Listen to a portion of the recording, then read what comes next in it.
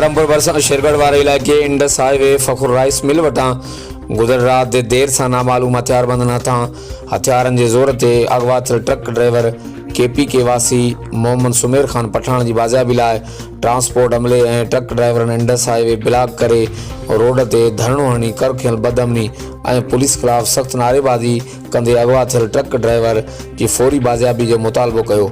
Indus highway block वणसव road जे ॿिन्ही पासनि खां मुसाफ़िर गाॾियुनि जी टिगियूं कतारूं लॻी वियूं।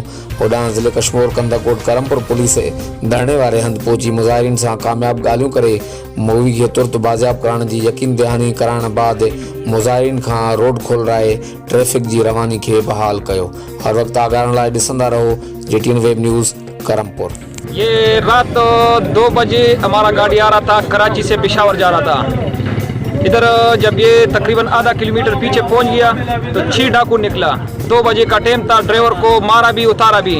ड्राइवर लेके गया कच्चे वाले इलाके में। तो जब ड्राइवर लेके गया इधर आ गया या इधर पुलिस वाले जो भी चौकी में गाड़ी आता था तो पुलिस वाला उस चौकी से चला जाता था।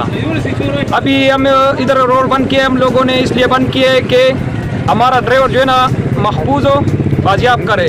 चोर ने जो ड्राइवर हमारा लेके गए नाम समीन खान है, पेशावर सवाबी का है। रात ड्राइवर लेके गए। हमारा यही दरख्वास्त है कि पुलिस वाला जो है हमारा ड्राइवर बाजियाब बाहिफाजत हो, इधर लेके आए हमारे को हवाला करे।